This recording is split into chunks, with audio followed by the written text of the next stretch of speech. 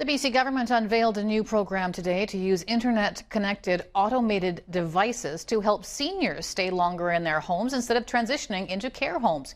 For more on this, let's bring in Rob Shaw at the BC Legislature. Rob, this is intriguing. What kind of devices are we talking about here?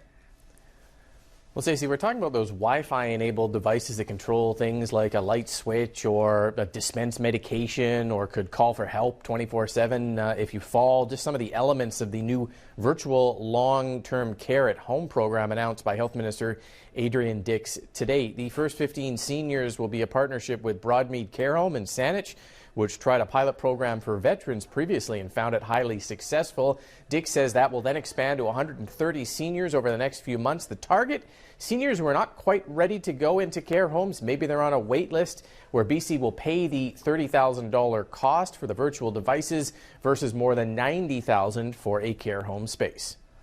I'm very proud of the people who worked on this because this is not done in this way anywhere in Canada. And we are going to learn as we build it out. I mean, Broadmead and Kin, we're going to learn every day about it, and we're going to make it better. But I think the proof of concept is strong. I think people are going to love it. And I think families are going to love it.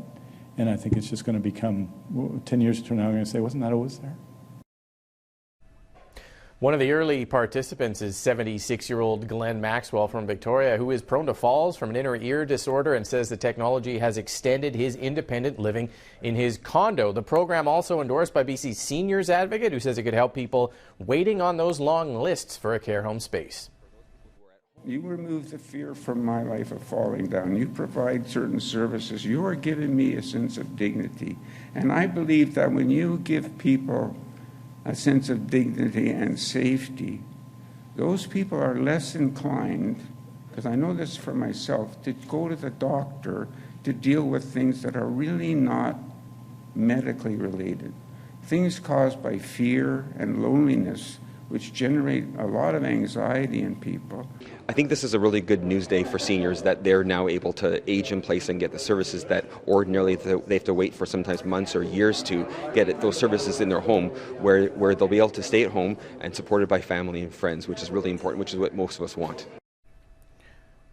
One question, though, what happens when the technology fails? We've all had our Wi-Fi cut out on us, rendering our smart bulbs and Google Homes useless, Stacey. Are seniors expected to troubleshoot this tech on the fly? Well, there is 24/7 monitoring and a line to call for help to mitigate that. We'll see how it goes, but an innovative idea here from the BC government that the minister may be right. We may look back on this years later and wonder why this wasn't in place sooner.